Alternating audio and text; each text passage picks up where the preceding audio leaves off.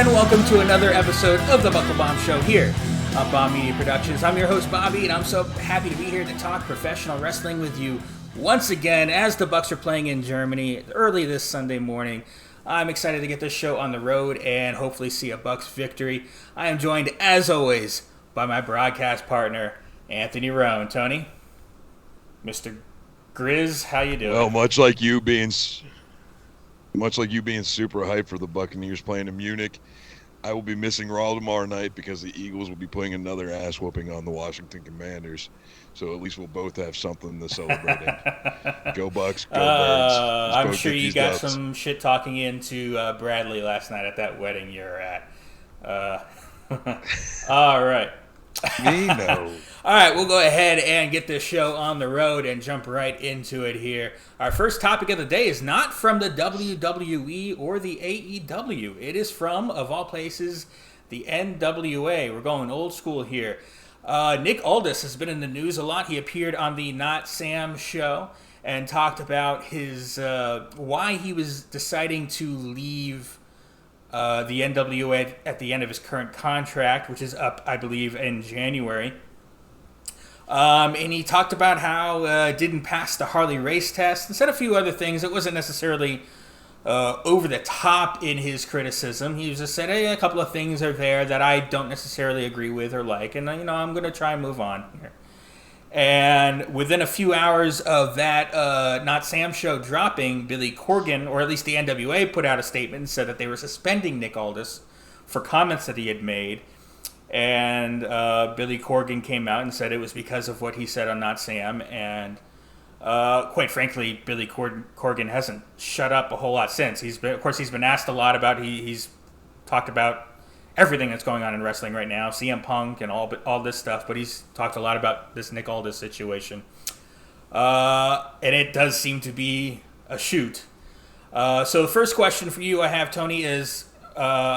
The first question, before we talk about where we see Nick Aldis going into the future, what do you think of this situation with the NWA and with Billy Corgan and the deterioration of what had obviously been, at some point, a pretty good relationship between Corgan and Aldis? So, in my opinion with this, it's very bizarre. I know that Nick Aldis has an issue with the direction that he feels like NWA is heading, like you alluded to with the Harley race test. But he's talking about Harley race test, Harley race, Triple H. Nick Aldis, WWE confirmed. But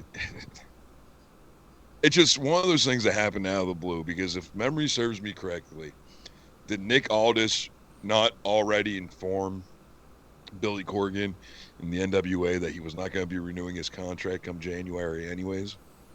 I mean, I know that was already out there in the news. That seemed to, I don't know if it was confirmed necessarily as far as the public knowledge, but obviously he had already told Billy Corgan.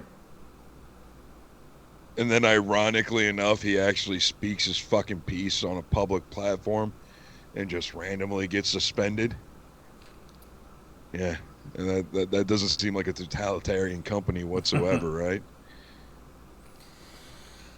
I mean, I can understand to a certain degree, like, and this was part of what Billy Corgan said in his first comments, was like, man, you could have said whatever you want in January. It wouldn't have mattered. But while you're still a part of the company, you're going to disparage us? Like, maybe just wait a few months. Oh, whoa. Sound a little fucking hypocritical all of a sudden now, aren't we, buddy? I'm saying I can understand it, and that's what Billy Corgan said. But you couldn't understand why the Bucks were pissed off at CM Punk? Sure. I never said I couldn't understand that. But let's stay on topic here.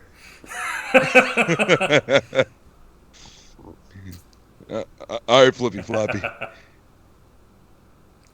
No, I'm with Aldis on this one. Just like, yeah, but I certainly I'm always someone that can see every sides and see where someone's coming from. I can see where Corgan's coming from here. Just wait a couple of months before you start talking out about it. But Aldis was asked, and Aldis gave an answer, and that is what it is. I don't know if he should have been suspended for it. But then again, if your relationship with, and let's face it, he was their biggest star by far, has deteriorated to the point where you guys are publicly arguing and fighting here and having a spat, then it's probably for the best that he doesn't come back and he just sits out the rest of his contract. Now that leads us into the second part. Where do you think Aldis goes next? Yeah, I think you already said your answer. No, actually, it's hard to tell. His wife is in Impact. He has a deep, rich history with Impact Wrestling. It could be WWE because, let's face it, the list of matches for him to have in WWE are just off the charts. Him versus Gunther, him versus Sheamus, him versus Cody Part 2. Please give me that fucking match. Again, that literally Nick Aldis versus Cody for the NWA Championship at All In is one of my favorite matches of all time. And you know, they could actually reference that match a little bit on commentary and in the story that they're telling, as opposed to it would maybe in the new day and age of WWE they might. Yeah. And again, not to roll them out completely, but in a way, because of that match between Cody and Nick Aldis has a big part of AEW existing today. So that could be an option too. Hopefully not. I think that company's a fucking dumpster fire and people need to start jumping ship while they can. Nah. And then, there's a possibility of New Japan. We'll have to see. This is literally one of the most exciting. MJF brings up the bidding war of 2024, right? Well, this is the fucking midterms, baby. Because Nick Aldis and where he's going to end up is just as exciting, in my opinion, as what MJF's actually going to decide to do in the next 2 years. For wrestling fans that know who he is and have watched him, yes, 100%. Now, WWE is going to have to build him up as a star because he's not one outside of the people that watch NWA and watch hardcore indie wrestling and all that stuff. Yeah, he's one of the biggest names out there, but as far as a WWE audience, you got to build them up a bit. I don't think so. And look, there's this thing of the casual fan versus the hardcore fan, and it's this constant debate. And you and I have had that debate, and this is part of that debate here.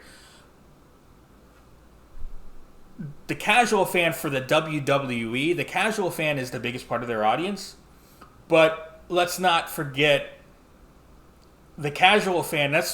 We can get to this a little bit in the Braun Strowman story coming up, where he mentions the IWC. The IWC is not really a thing anymore in that every wrestling fan has a phone, has the internet in their pocket, and so they're constantly scrolling through Facebook and Twitter and seeing all this stuff anyway, whether they're actively taking part in it or not.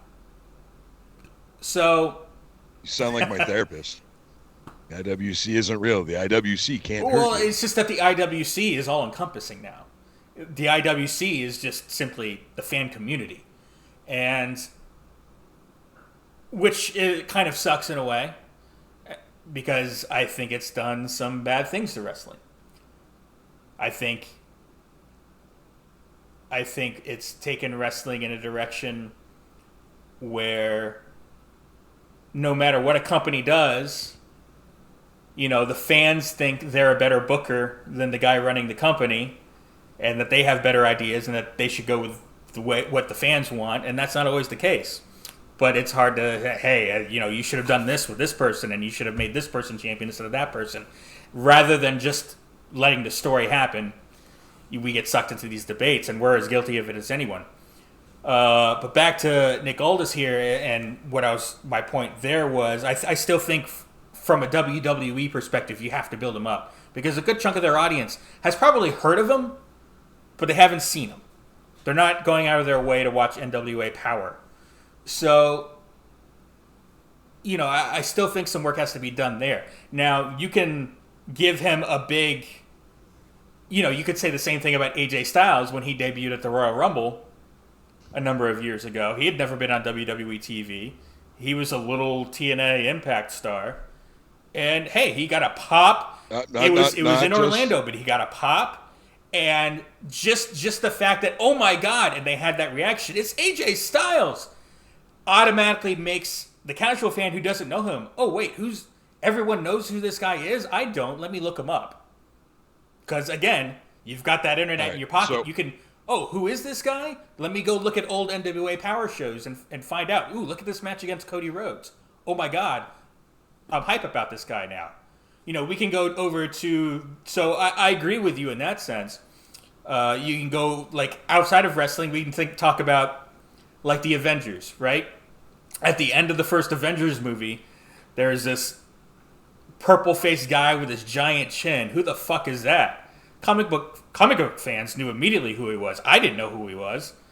But within a couple of weeks, everyone was talking about Thanos, and a number of years later, it's the biggest movie of all time. Let me just add something to this, though, a little caveat, if you will, kind of where your argument crumbles on you. What is a constant argument that you and I have on this show, like every week? The validity and how big Bullet Club is. Right. When AJ Styles was coming into WWE, he was leaving Bullet Club. Do you remember the hype and speculation leading into Royal Rumble? I remember it because Royal Rumble always happens on the weekend of my birthday. Every year. The hype going into it. No DQ, Aaron Riff, fucking Sam Roberts when he was doing his little off-to-the-side wrestling thing. You had Dave Meltzer. Literally anybody and everybody speculating if AJ Styles is actually debuting at the Rumble. And everybody speculating whether or not it was going to translate well, if so. There was, by the sound of that pop that he got when, you know, of course, WWE's camera guy fucked that all to hell. Yeah. But. Well, it was Kevin Dunn. Kevin Dunn had no idea that AJ Styles was going to be such a big star, right? Yeah. But when the screen said, I am phenomenal. Tell me that wasn't one of the biggest pops we've heard in probably the last 10 years. Yeah. Maybe not the top, but one of. But a good part of that was the location of where that Royal Rumble was, correct? No. Not a fucking... You got to remember, that was man. That was a crowd AJ Styles that knew very well who AJ Styles was. Now, that's smart. AJ Styles hadn't been in Impact in 5 years at that point. It doesn't matter. That was when he was there was the heyday of, you could say they've been having another heyday here lately, at least as far as pure storytelling wise.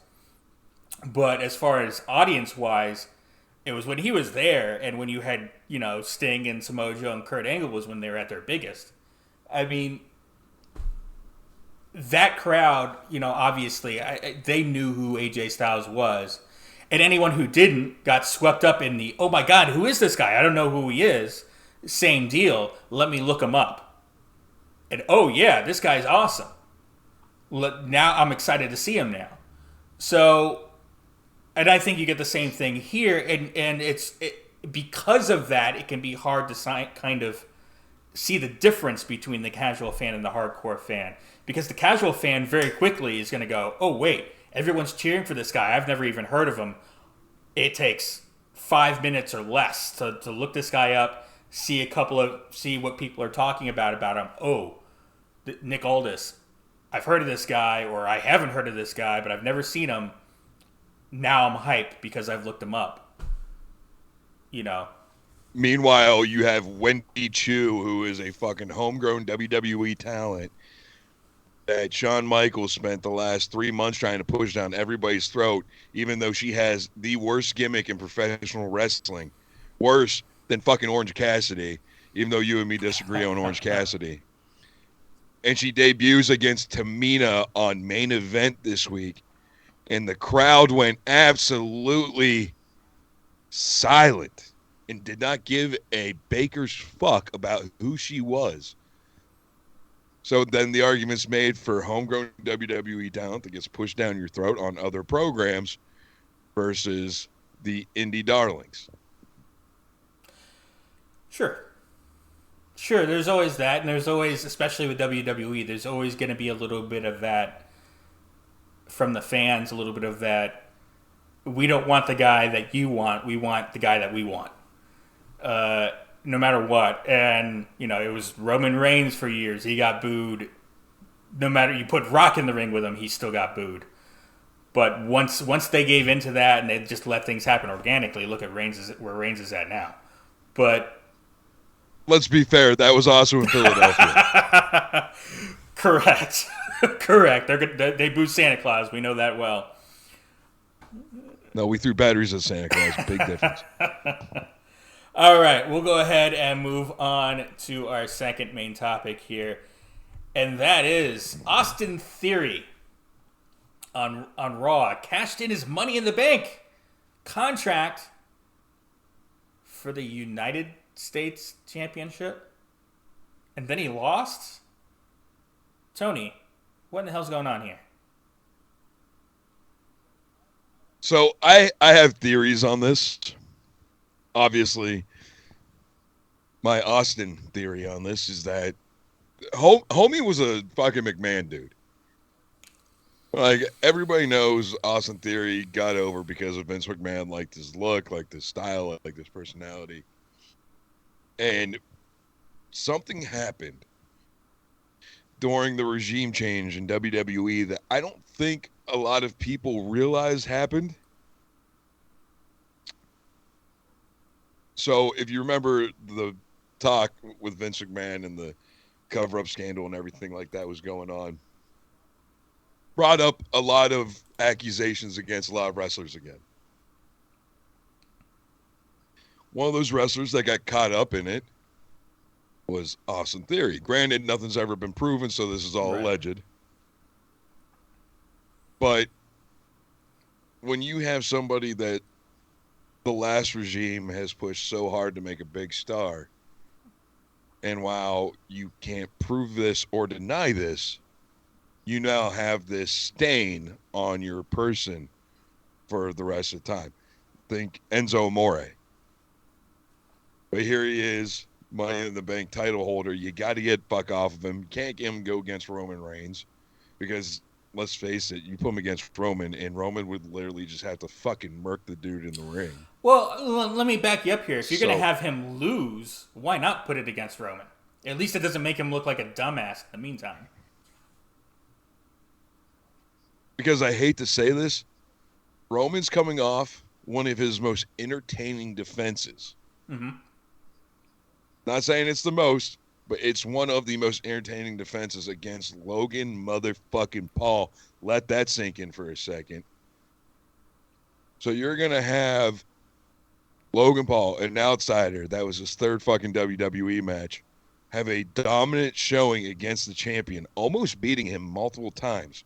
And then the next week, you're going to feed a proven multi-year veteran of the sport of professional wrestling who's been billed as a potential threat and contender to multiple championships. Just get fucking railroaded? Like, that wouldn't make a lot of sense. And I feel like that would probably leave a bad taste in some people's mouths.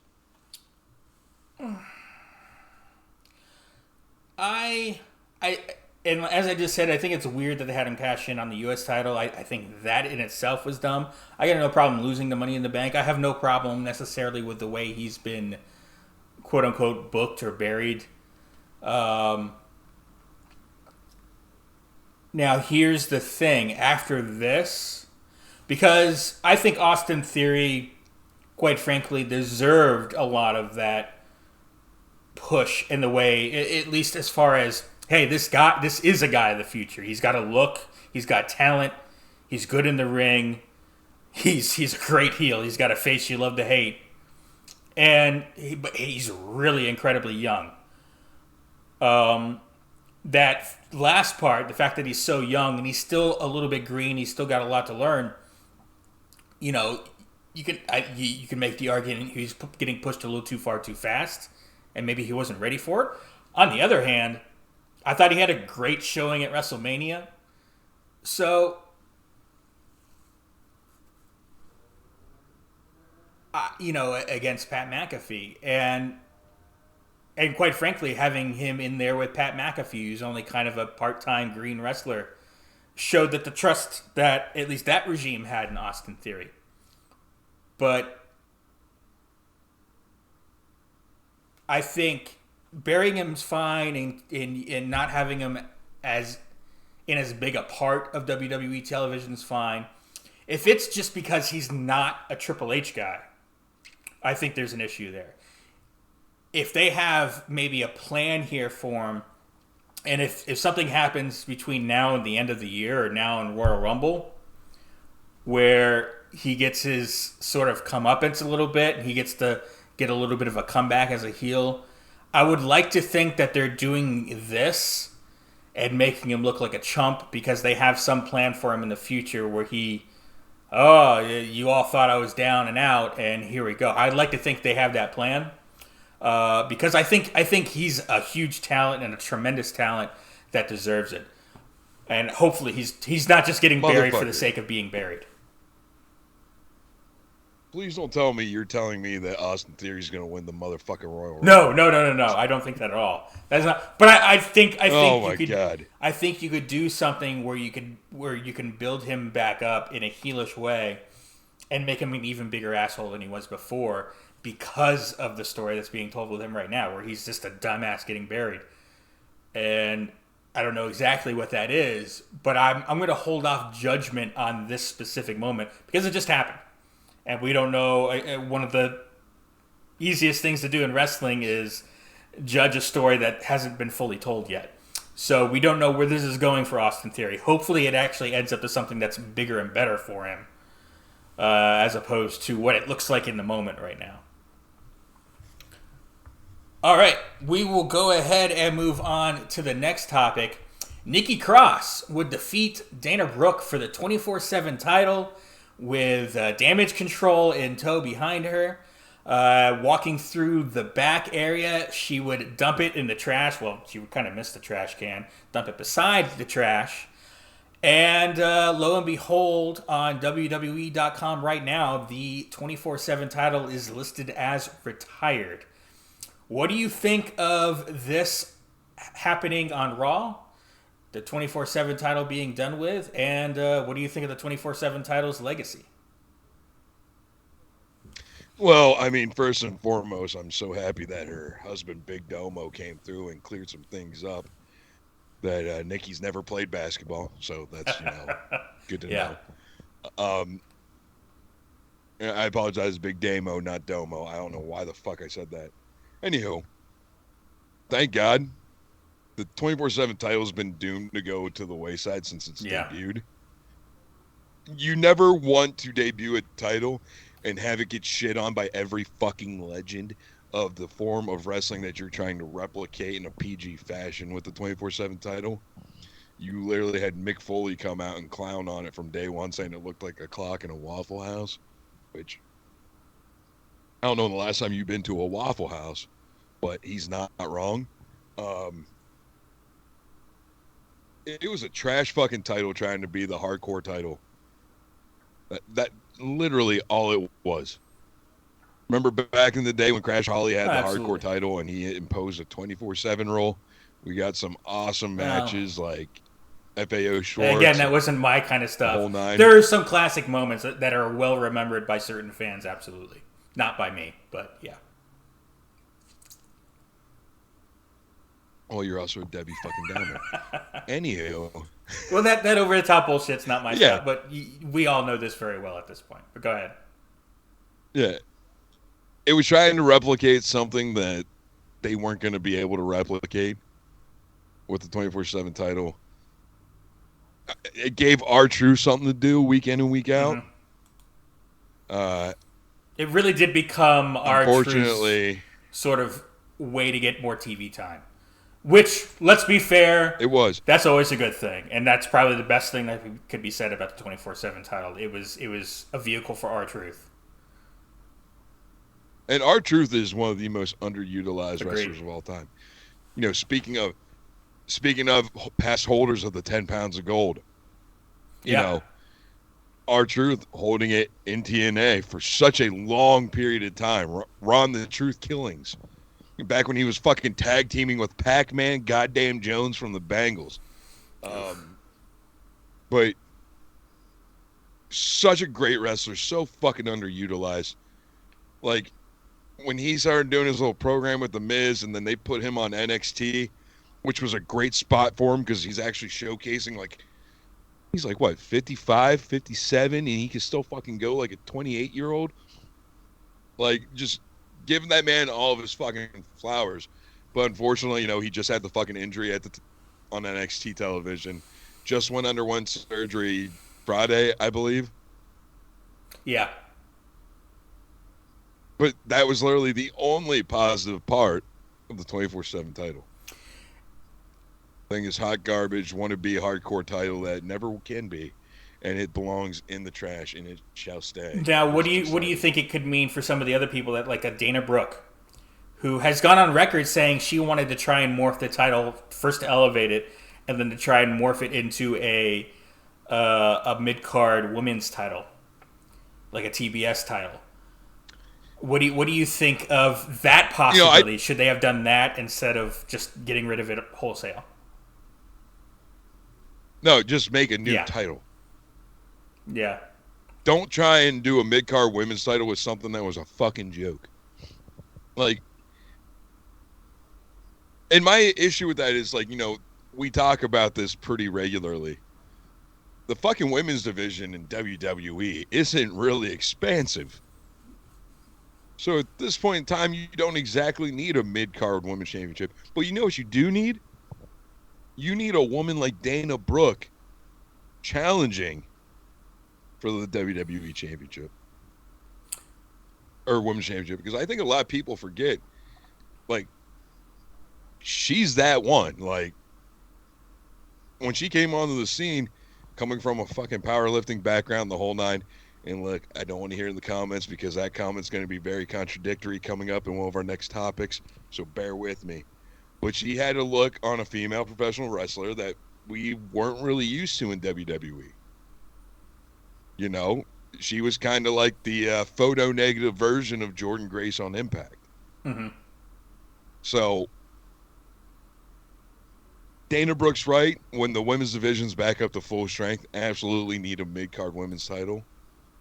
As for right now, Dana Brooke needs to be concerned about being in the women's title picture. Because she deserves it.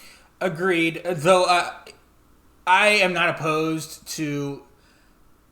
As you were talking, I was thinking about the mid-card title, and my first thought was, you know what?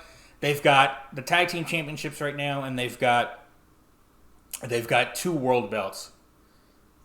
Which, if they were to combine those into just one women's world champion and then have an undercard, I would be thrilled with that. There are all these rumors with the WWE Universal title and that they want to split that back up. They just can't figure out how to get one of them off Roman without, you know, having him take a loss. I don't like that. I want to keep him. I want one world belt. I want one world belt for the women, one world belt for the men. Because otherwise, right now, I mean, if they split the men's up again, you're going to have 4 world championships in one company, to say nothing of NXT. So, to me, that's just... that dilutes it a bit. Though I can understand from a TV perspective, you know, USA, especially right now, hey, why don't we have a world championship on our show half the time? You know, when Roman Reigns shows up, it's 9 times out of 10, it's on Fox. We want a world champion too. You know, where's that at? So I can understand USA being and them wanting to appease USA. I understand it from a business perspective. Just as a wrestling fan, I wish there was just one world champion. And the same thing with the women's. I wish there was just one world champion. And then it would be easier to have a mid-card championship. That being said,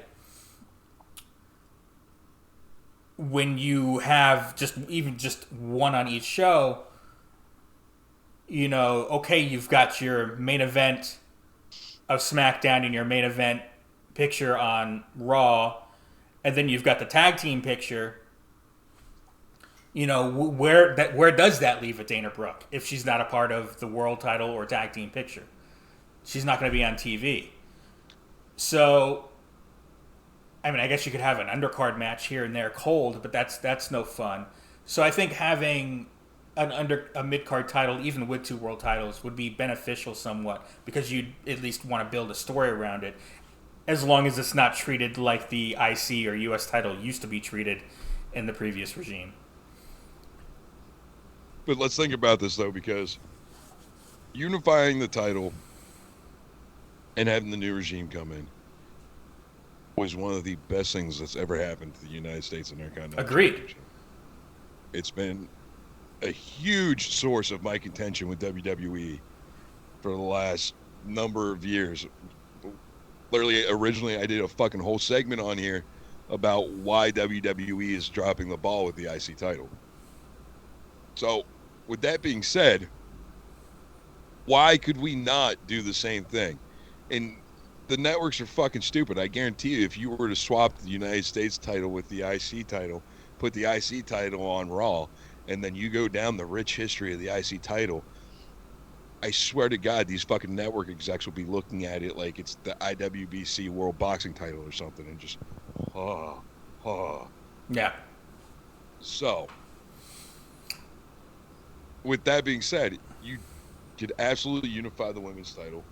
It still makes no sense for as shallow as the women's division actually is right now. Barring aside the tag team division that they have going for themselves, which is strong. I mean, actual competitors, so I'm not watching Bayley versus Bianca for the 100th fucking time again. We could actually do something with this, and it could actually be pretty incredible. Agreed. All right. What do you guys think? Do you think the 24/7 title should have been retired? Do you think there should be a female mid-card championship like Dana Brooke suggests? Let us know in the comments of this video down below. All right, we will move on to the next topic here. Sarah Logan has made her turn to the WWE alongside the Viking Raiders on SmackDown Friday night. At first, everyone looked great, but then we went online and it realized there's a big hubbub about her look and how it looks like the look may have been stolen from another professional wrestler, Max the Impaler. I'd never heard of them.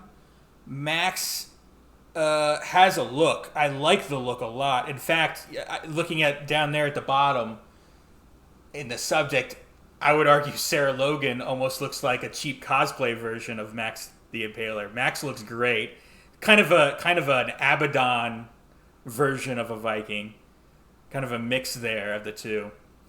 I can see where people are saying it's stolen. Now, the problem is this wasn't just the IWC that was saying this. Quote unquote, the IWC and wrestling Twitter. It was a number of wrestlers who were coming to Max the Impaler's defense here, saying that Sarah Logan has stolen Max's look. What do you think of this sort of controversy online, and do you think WWE will adjust her look, Sarah Logan's look here a bit in the future? Fuck Max the Impaler. Leave your fucking look alone, Sarah. This is absolutely fucking stupid. This is the dumbest goddamn thing ever. Let me tell you why. She is Max the Impaler. She is the warrior of the wastelands. It's a Mad Max inspired look that she herself ripped off from a video game called Assassin's Creed Valhalla, which they actually took from Nordic pagan religion style. I think something that really needs to be cleared up with all of this is that Viking isn't a class of person. Viking was an occupation for those in Scandinavia, people who actually practice the religion of Norse paganism, where the face paint that Sarah Logan wearing is coming from a religion that her and her husband actually practice. So, if anything, could you argue that Maxine Paler is, you know, culturally appropriating what Sarah and Eric believe in? Uh, I will disagree with you a bit there. I think, look, and I'll usually defer to people within the business a lot of times. Not saying I can't disagree with them, obviously, but when a lot of people within the business are saying, "Hey, this is stolen," and I will say, just because a wrestler has stolen a look from a TV show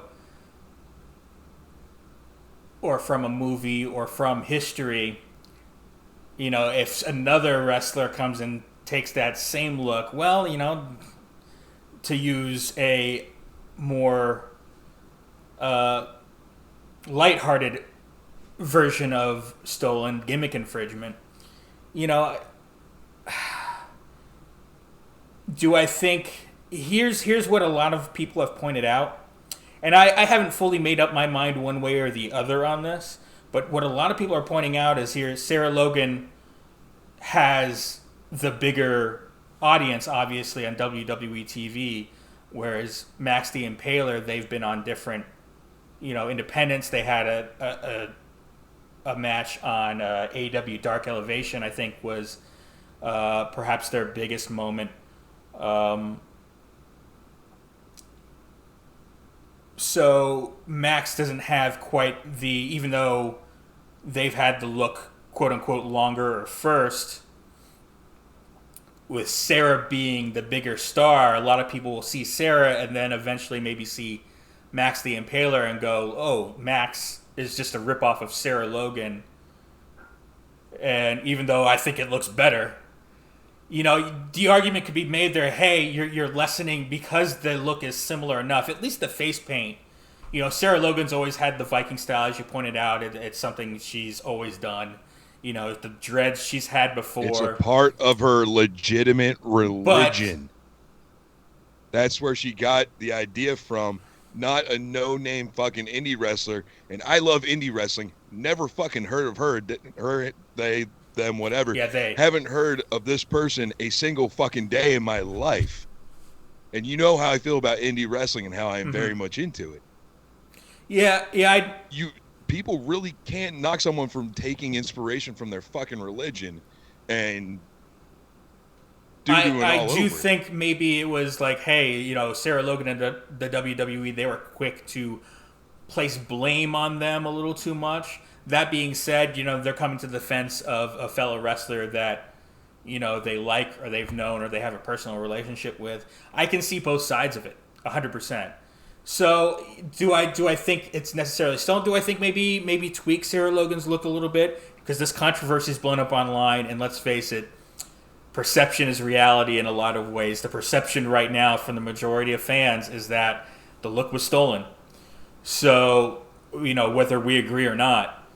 So, do you think WWE will and Sarah Logan will shift the look at all on TV to try and stay away from controversy? Well, then perception's fucking ignorance. Like, there's no reason to say that. Let me but put this. Just because you disagree doesn't necessarily make it ignorant. But No, but it is, though, because it's literally based off of her religion, something that she's practicing. okay, doesn't make the other side ignorant. So let's say. Well, let me ask you, though. So let's say on AEW, we get the debut of somebody who wears traditional Native American Aborigines garb. I'm not talking like Nyla Rose. I'm talking like closer to Tatanka back in the day, right? So it's a homage to his people and his land and where he's from and how he was brought up. And then all of a sudden, prior to that, you get this guy on the indies. Let's say his name's Warhorse. And he's known for being more of a metal look, but he has kind of a strikingly eerie face paint that resembles Nightwolf from Mortal Kombat, and this dude's white as the driven fucking snow. So because Warhorse on the independent scene already is wearing this traditional style makeup, but now you have a wrestler on AEW who's actually from that background and that lineage. Are you going to shit on the wrestler on the AEW scene because this is actually what they are, while you have this indie wrestler who's been around forever and is fucking loved all over the place, who has similar makeup? Okay, I see where you're coming from there, but could the argument be made now that this person on AEW TV, they've got a bigger audience, and now they're in this gimmick that's similar to Warhorse? No, because that's the real deal. Hey, okay. That person's actually First Nation. This is a white dude on the independent circuit that's just fucking beloved for being a great person, but stole his idea of makeup from a first person from a video game. You're culturally appropriating somebody. There's no fucking in between on it. Okay. The same way everyone should be pissed off at fucking One Man Gang back in the day. Mm-hmm. Well, not directly pissed off at him, but pissed off at Vince McMahon and Pat Patterson. Right. I mean, so no, like, again, I don't know what Max the Impaler's beliefs are, but I know what Sarah Logan's beliefs are. I know what Eric Rowe's beliefs are. That is their culture. Like, they literally fucking practice this shit on a daily basis. It's kind of like a sensitive subject to me because I did a 23andMe test a while back because I wanted to know what I was, because I always grew up underneath the assumption that I was just fucking Irish, right? Right. The red beard's not a fucking dead giveaway. But I also found out that I have Norwegian heritage. Norway's a part of Scandinavia, what it is today. It was a big hub for Vikings. The interesting part of it was, I just found out that my Norwegian heritage never actually left for the United States. So you do digging, you find different things. Inevitably, you get into the Viking culture. You get into Norse paganism. I don't practice it. I respect a lot of people who do. I know a lot of people who do. I personally ask friends. So it's one of those things where we have to protect everything nowadays and be careful not culturally appropriating, which I believe. But there's not a line where that fucking stops. There's not a fucking, like, scale of where can we stop calling something cultural appropriation. We're going all in on it, and it needs to be for everybody, because you're literally telling people who have a fucking religion that they can't wear traditional war paint or celebration paint because somebody else does it. But even though that's so fucking stupid, dude. It's like telling Colt Cabana that he can't be a Jewish wrestler anymore. Or you can't tell MJF, quit talking about being a Jew in your promos because we already have Colt Cabana. Like, it's fucking stupid. There could be more than one of someone in a religion or race or gender or anything like that. So why the fuck are we cutting these people short because somebody on the independent circuit got butthurt? And to be fair to Max the Impaler, I haven't seen anything directly from them about how they feel about it. It was a lot of people coming to her defense saying, "Ooh, this looks a little too much like my friends, my friends' look and their gimmick and all this stuff." So I want to. No, you're right. Absolutely. They haven't made a comment yet, but sometimes silence speaks volumes. But especially if it's your friends coming to your defense. I want to know what everyone out there watching thinks. I might post this video onto Twitter, this clip of this, rather than just doing the clip out that I normally do on YouTube, because I want to see the conversation that this can start, especially since Tony's so vigorously on the other side of this from a lot of people. I want to see what the conversation and the debate can be like. Please, let's be civil, including you, Tony, in any debate that happens under this video on Twitter. I want to see what people think of what was said here in this segment. So please comment down below, in a Twitter thread down below, wherever you see this. Let us know what you think. All right. We'll go ahead and move on to our next topic. Speaking of Twitter, Braun Strowman pissed a lot of people off this week. He got onto Twitter here, and in a tweet that has now been deleted, I couldn't find it last night. He's apparently deleted, and his response to it, which I'll get to in just a minute. The monster of all monsters tweeted earlier this week after his match with Omos at Crown Jewel, "Holy hell, at the giant Omos, can you believe we got 47 stars?" and reminded the people that no one cares about all these floppy floppers. Giants and monsters greater than Flippy Flipper, bag your groceries at Kroger. Hashtag airport test, hashtag size of the prize, hashtag swole is the goal. That immediately got a response from a lot of other wrestlers on Twitter.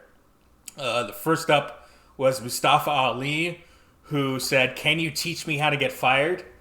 Which was pretty great.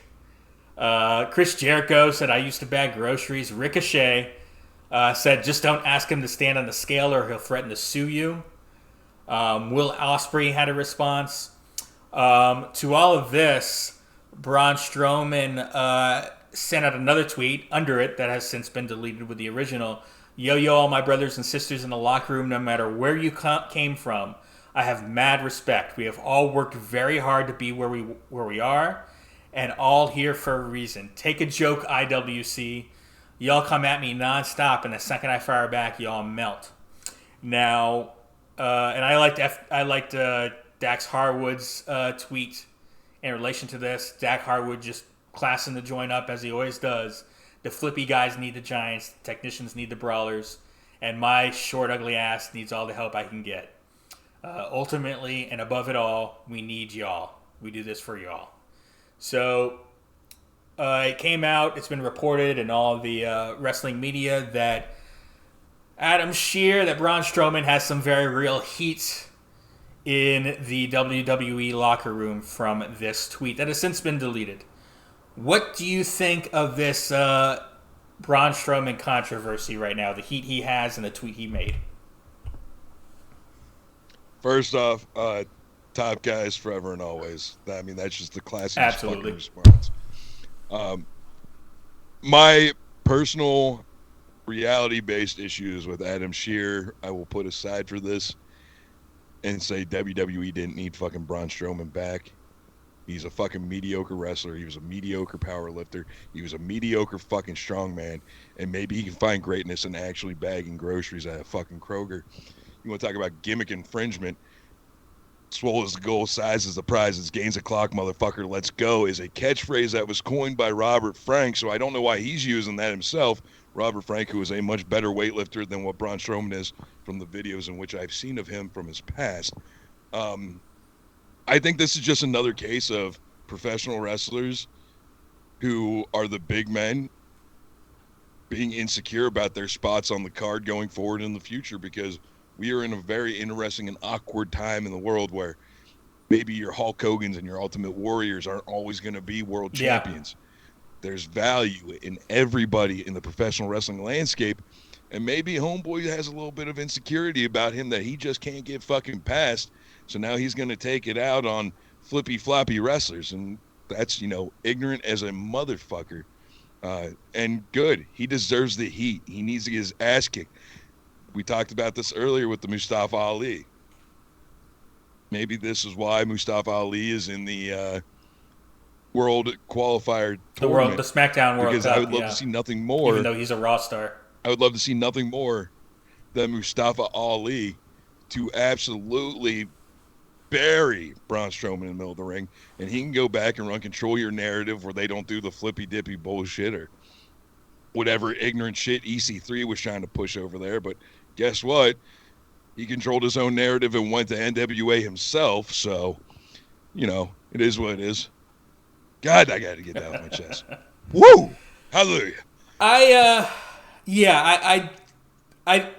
he came out and obviously in that second tweet he said, "Hey, take a joke, IWC." So he kind of backed up and said, "Hey, I'm just joking here." Running through his timeline real quick, he's been very good since. He has leaned into it a little bit. One of his most recent tweets was let me see if I can find it here. His most recent tweet was, and here I'll bring it back up, was him at one of those indoor trampoline places, and he's doing flips. And he says, "How many stars? Am I doing this right? Hashtag troll killer. Hashtag flippy floppy." So even though he deleted the tweet, he's still kind of leaning into some of the heat he's got from this. But, you know, and you could look at me and as a guy who doesn't like the Young Bucks style of wrestling and some of the independent style of wrestling that I would argue is just flippy floppy bullshit. I don't mean that in a, hey, these guys are athletic and they're doing great stuff, amazing things that I could never ever do in my entire life, that's for sure. And you know, and just criticizing them for being able and for flippy flopping in the ring, that isn't the right criticism, at least the way I look at it. It's how they're doing the flippy flops in the context of the match. When they're doing their athletic moves, is it just a spot fest? Are they just going from one flippy floppy spot to another? That's where I have my issues with some of their wrestling, and you disagree with me on that, as opposed to, you know, someone who can actually go in the ring like the Hardy Boys back in the day. Jeff Hardy had his flippy floppy moves, but he could tell a story in the ring. It wasn't just a high spot fest. It was there would be a spot, and then there would be wrestling, and it would tell a story to get to the next spot. So, you know, and that's where my criticism sometimes comes in of where modern day wrestling is at, and it can be the big guys as well. It can be the hardcore death match, you know, and that's a lot of my issue with that, where it's a spot fest, but it's not a flippy floppy spot fest. It's a weapon spot fest. It's a blood fest, rather than actually telling a story in the ring. You can do all these things. You can have the high flying stuff. You can have the hardcore stuff, the death match stuff. If it's done correctly and you tell a proper story and with proper wrestling psychology, then I'll actually enjoy it. It's when it's a spot fest that I have my criticisms of it. He just kind of openly kind of leaned into some of the more base, like, oh, they're flippy floppies. And like you said, I think he was a little insecure in that he is a big guy who traditionally is going to have, you know, and he has been WWE champion, but is that the spot he's going to be in going forward? You know, maybe not, because I don't know that he has that kind of character to hold that. So I highly suggest everybody goes back and watches Control Your Narrative Monster Among Men. It was a pay-per-view that took place in Orlando during WrestleMania weekend 2 years ago. And a lot of it was cinematically shot. And it's a good watch. It is a good watch. I will give them that. But there is a scene where Adam Shearer is in a bar getting pissed drunk off Jack Daniels, crying in his shot glass because Vince McMahon don't want me no more. And EC3 is trying to fucking hype him up through it. And it is the most sadly pathetic bullshit I've ever seen in my life.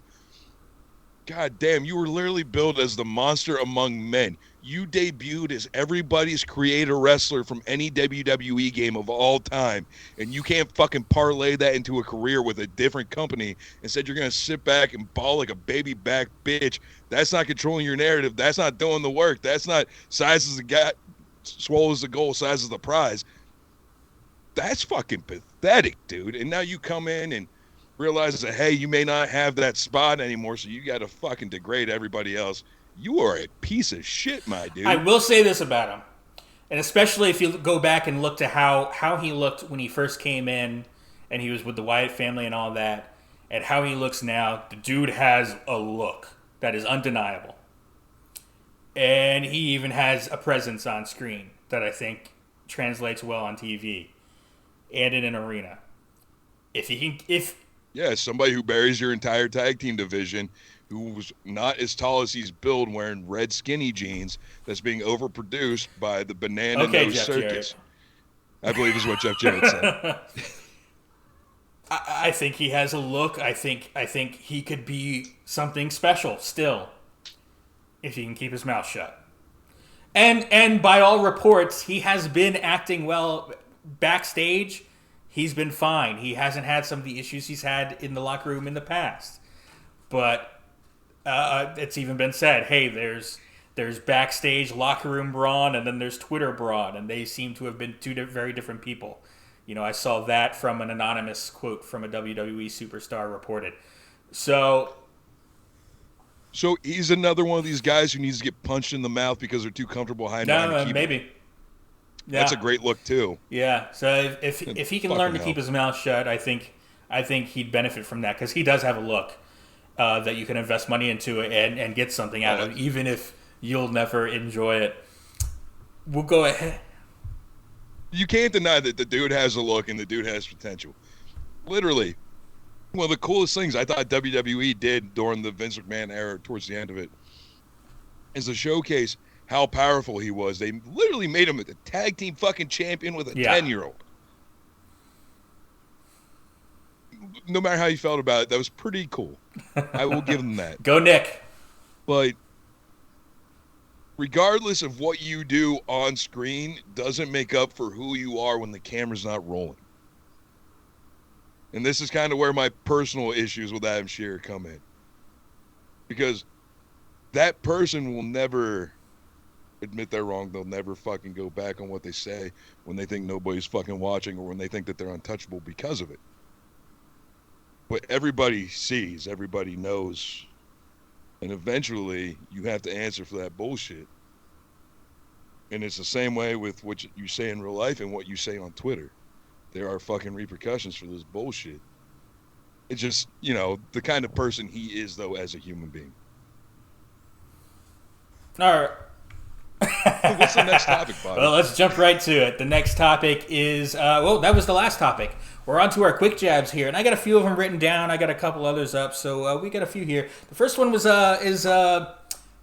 on Raw this week. We've been hearing for weeks. It was a few weeks ago. AJ Styles, the OC lost another match to the Judgment Day due to Rhea Ripley interference, and AJ Styles says, "Hey, I know someone that can help us out," or something along those lines. And then weeks later at Crown Jewel, they were still losing due to Rhea Ripley interference.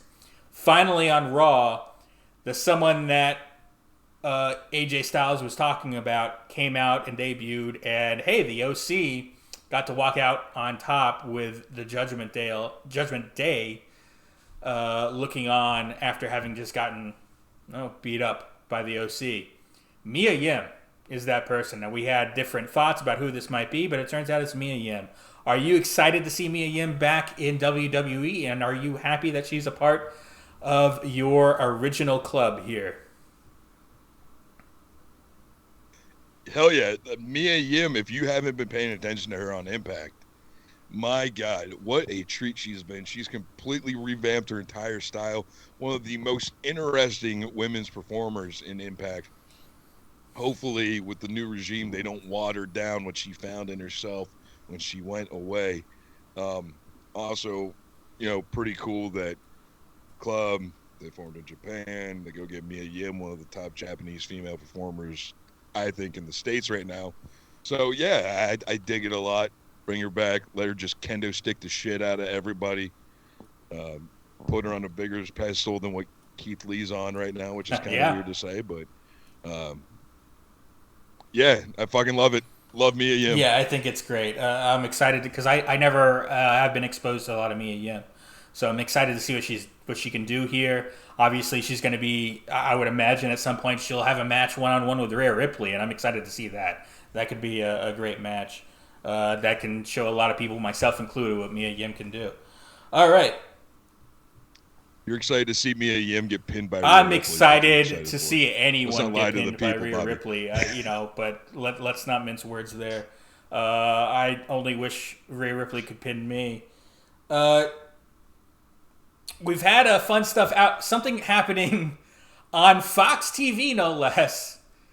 On Fox TV, on The Masked Singer, this thing blew up in wrestling Twitter. These videos of the bride on The Masked Singer from the last couple of weeks is so obviously, to anyone who loves wrestling, Chris Jericho. Right? Even though they've tried disguising his voice as like he's doing like a weird British accent, and they obviously have a voice changer on. Like, you hear him at the end of a song go, "Yeah, baby!" And like that's Jericho. There's no way this isn't Jericho, right?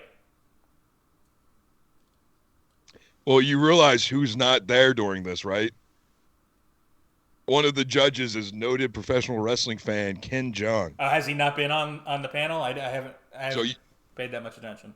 No, he has not been on the panel. That's something that they actually brought up afterwards when they were trying to guess who he was.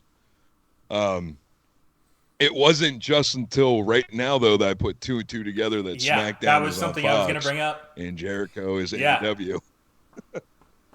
But, it's obvious to say that voice.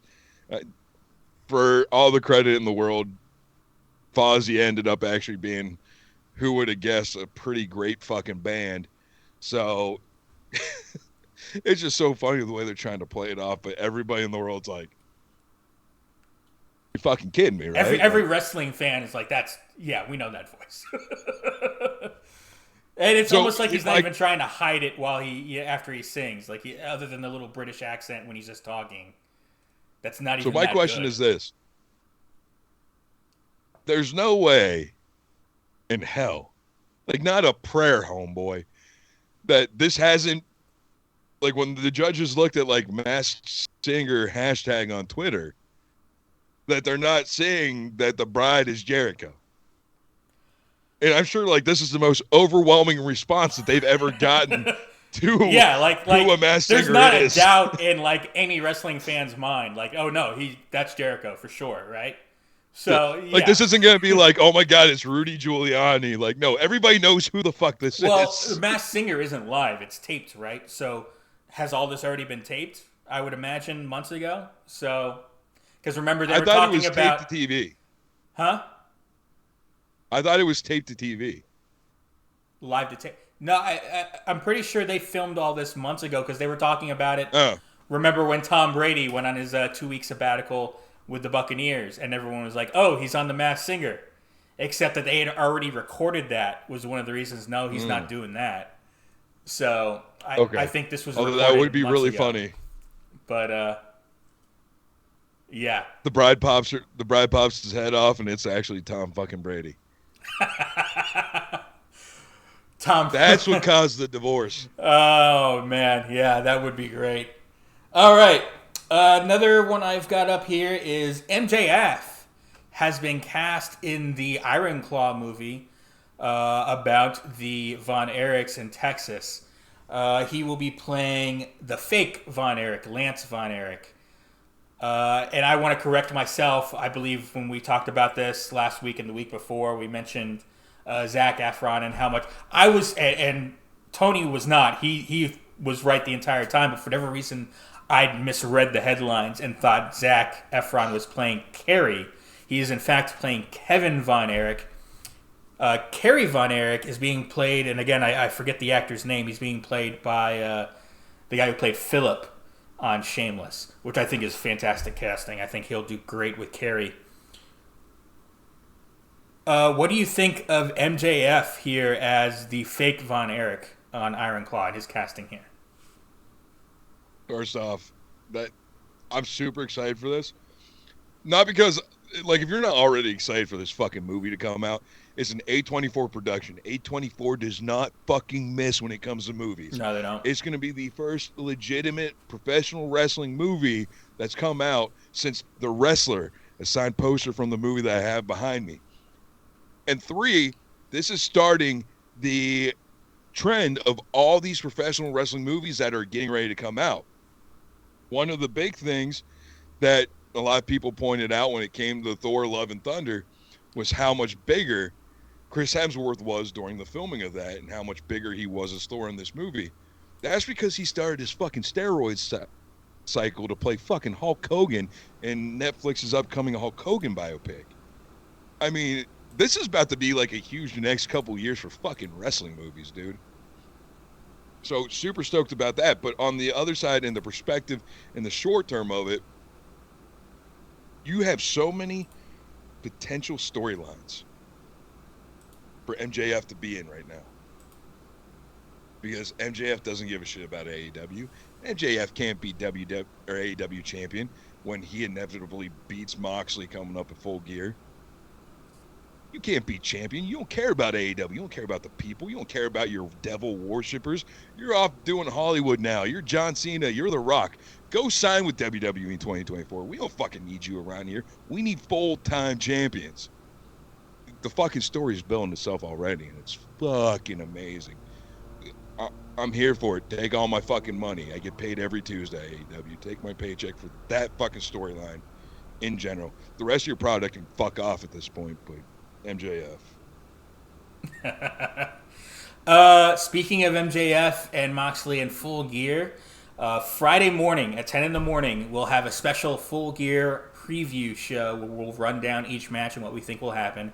We were thinking about doing it today and recording it alongside the show here, but we want to wait until after Dynamite on Wednesday night and get that go-home show before we really talk and dive into Full Gear. So that'll come out Friday morning at 10 o'clock. We'll record it Thursday night. And we won't be doing a Full Gear live stream. We haven't done any AEW live streams yet. I want to eventually. It's just a little harder because I don't have Fight TV or the ability to get AEW pay-per-views at the moment. But I will be doing that. I will be changing that up shortly here. So we'll start to do some AEW live streams here very shortly when those pay-per-views. There's only a couple a year. It's only 4 a year, so it won't be that bad. All right. Thanks, Peacock. Back to MJF on Iron Claw. Yeah, I think this is great casting.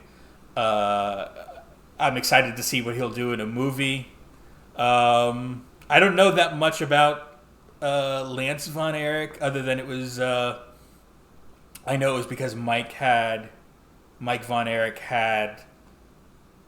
What was it? He had a toxic shock, I think. Toxic shock syndrome. And so they needed a quick replacement.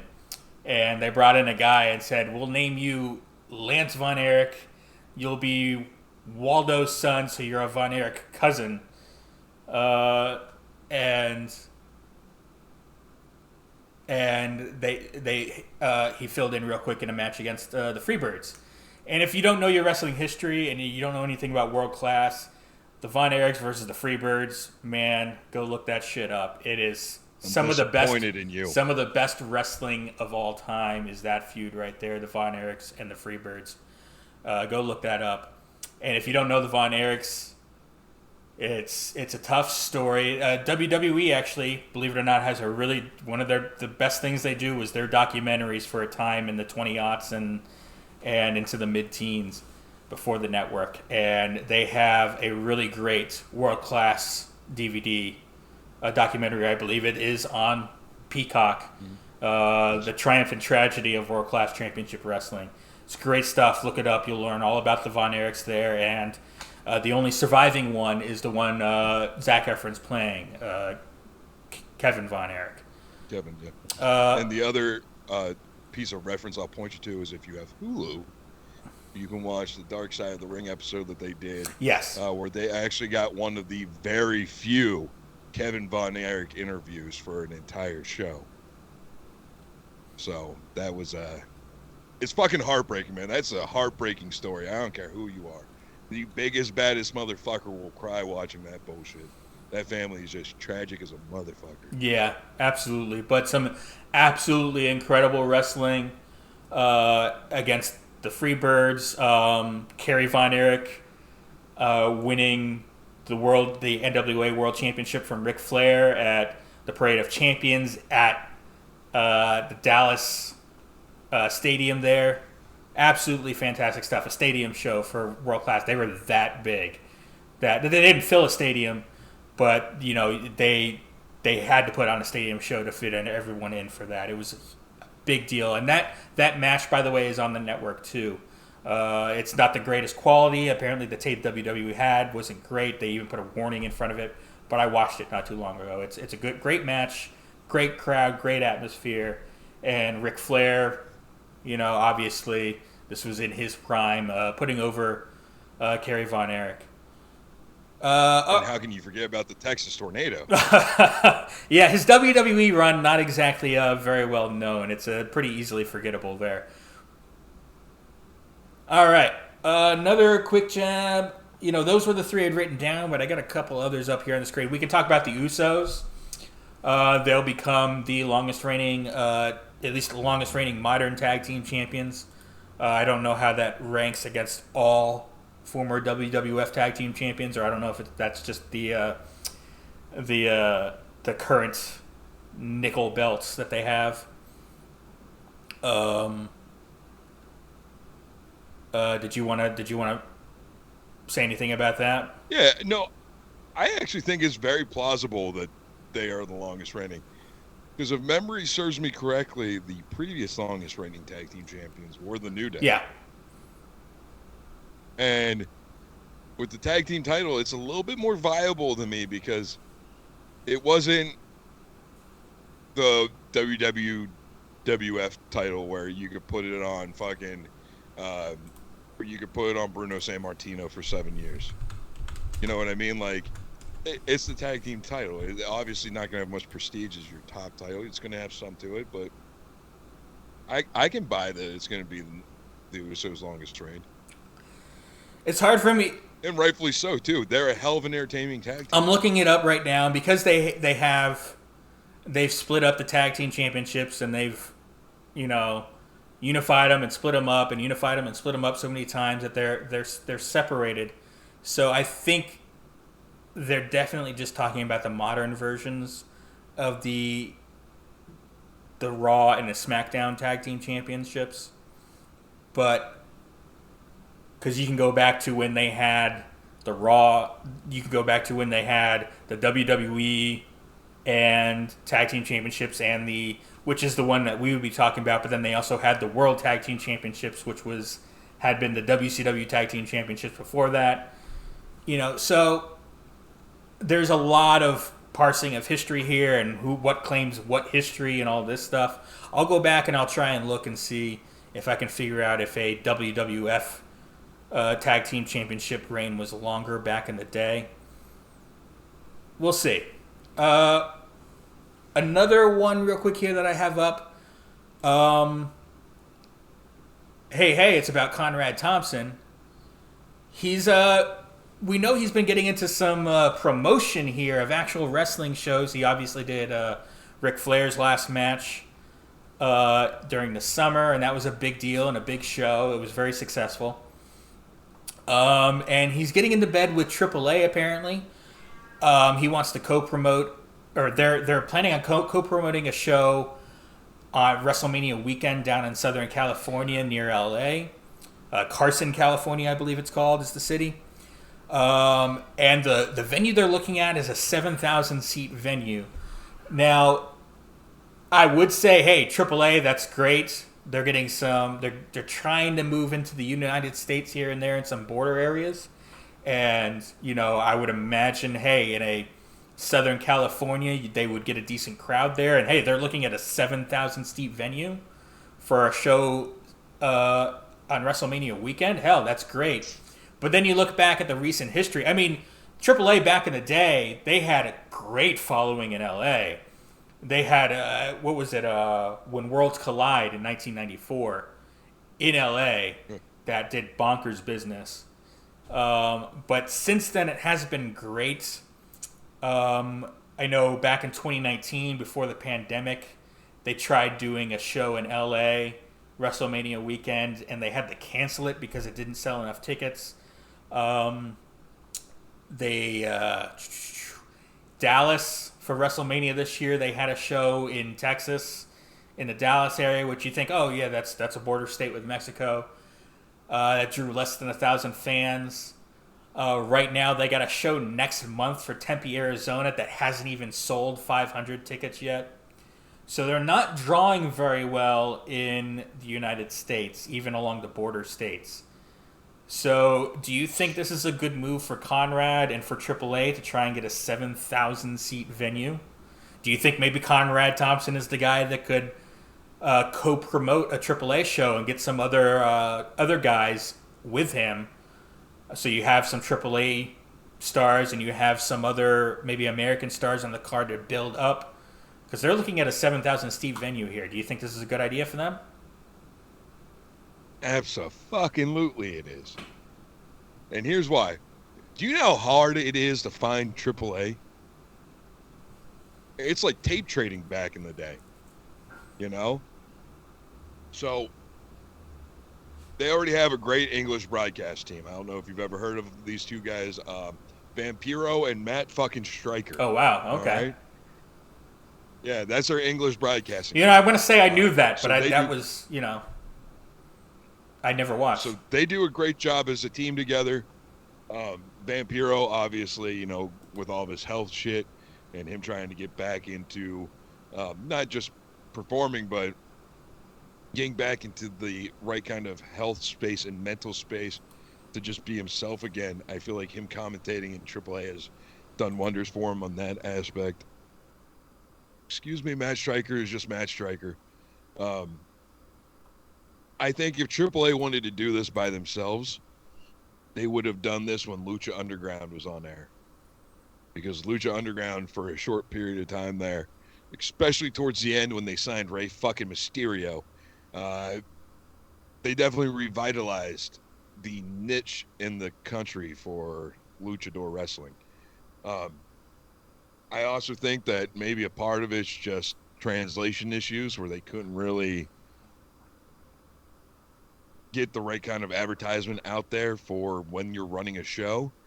But now if you're going to partner with somebody who is an absolute fucking money hoard juggernaut like Conrad Thompson, and I mean that in the best way possible because I'm sure me and Bobby would both sell our assholes to be on the ad-free network. The dude's a fucking juggernaut. He knows how to put it together. He knows how to make it happen by the grace of God or Satan or whoever we got to sell our soul to, Conrad. But yeah, Conrad's going to be that dude, I think, that can take AAA to the next level. You got to think. His first show he ever promoted, I believe, was a sellout, was it not? Yeah. And did well on pay-per-view.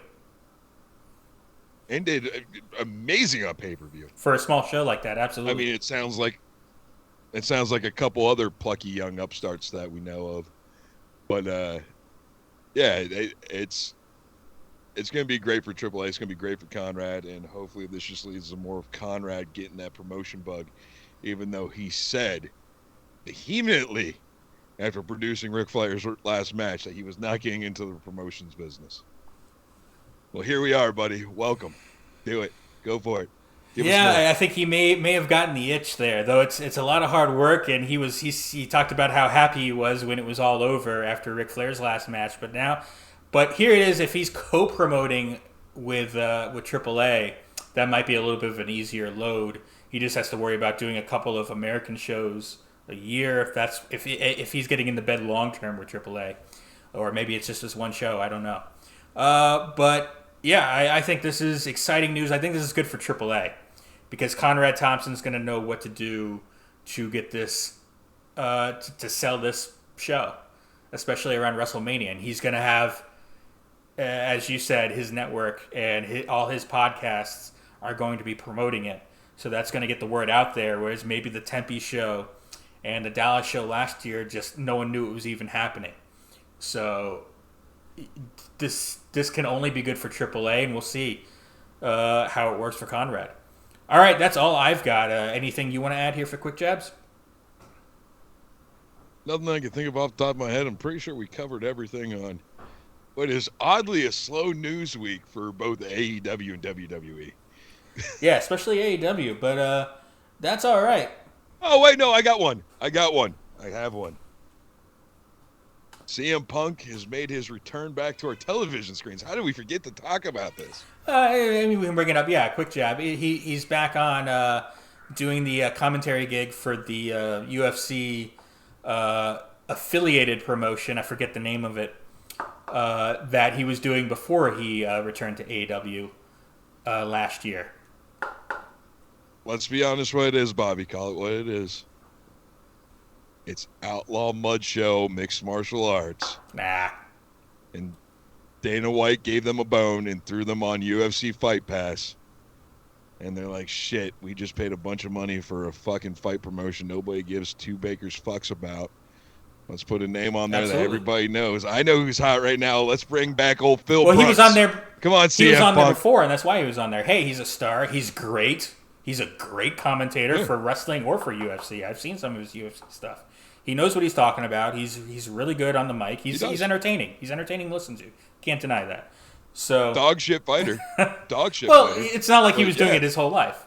You know, you got to give him credit for at least getting in there. But I just thought of a second quick jab. Okay, shoot. I don't know if you saw the news this week, but Bobby motherfucking Fish is putting his money where his mouth is and has actually joined an upstart mixed martial arts league that has been funded and co-founded by Floyd Money Mayweather. Isn't Bobby Fish getting a little old to be jumping into the MMA? I mean, I know he's done a little bit of it before, but he's only got he's only got a couple of fights in him. Everyone says, like, you know, this being too old to get into things bullshit. I don't believe it, man.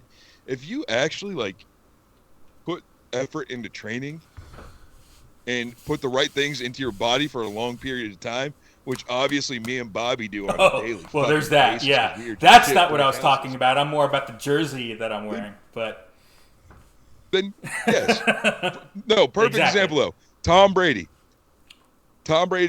Aaron Rodgers. You know, these guys are the fountains of fucking youth.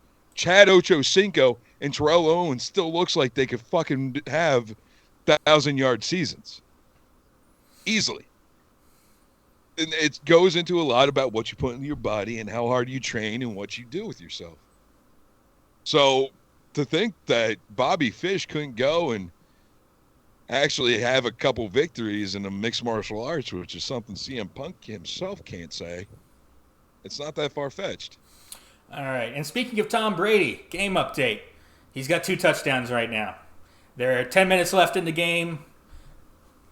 Bucks are up 21-3 here in the fourth quarter. So, yay, go Bucks. NFL's just going to go butt fuck on this status that he's still the only undefeated NFL quarterback after a divorce. Oh, man. I mean, hey, if having that off his shoulders suddenly turns the offense around, it looks like they're doing good today. I've obviously been doing this and setting up for the show, so I haven't seen any of the game. Normally, every Sunday I'm watching the game. That's part of why we record this Saturday night normally. But, all right. Anything else you want to talk about? Maybe Bandito, if we want to get a little bit of AEW news in here. Yeah, a little bit of AEW and AAA news, yeah.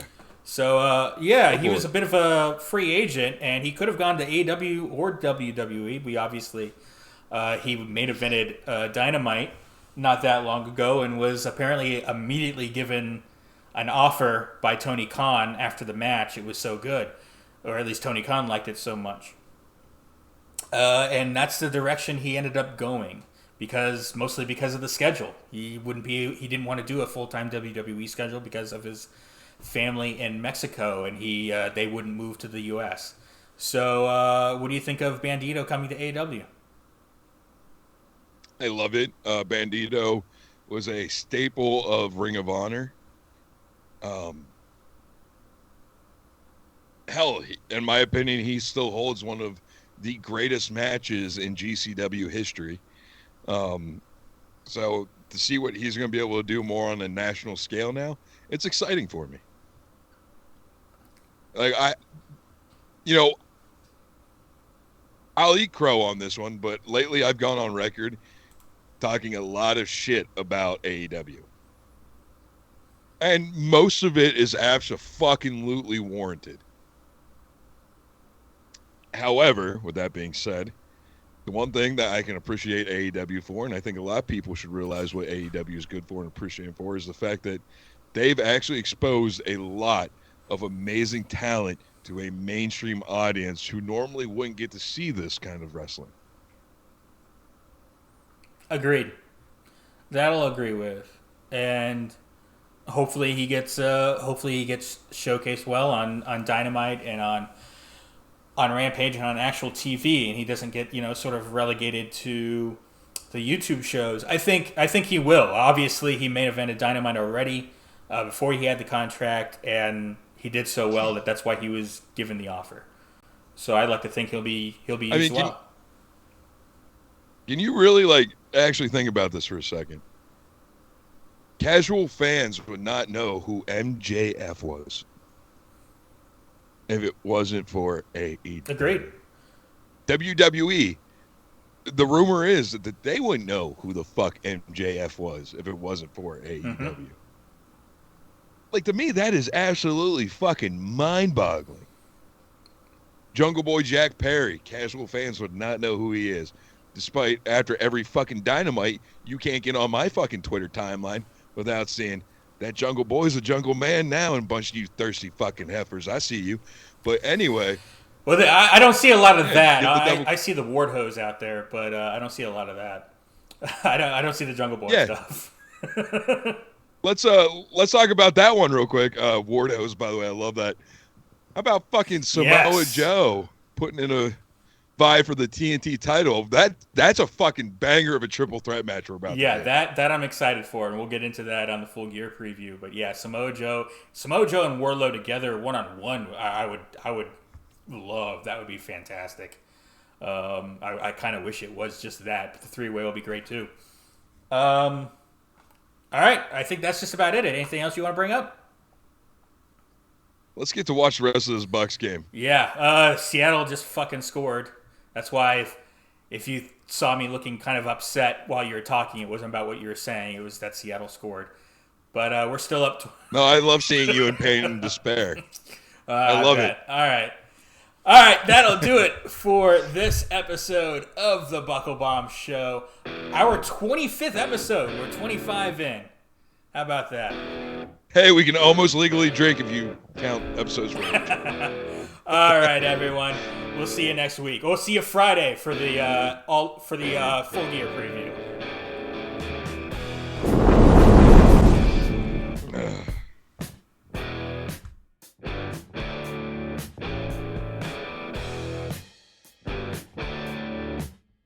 The preceding announcement has been paid for by Bomb Media Production.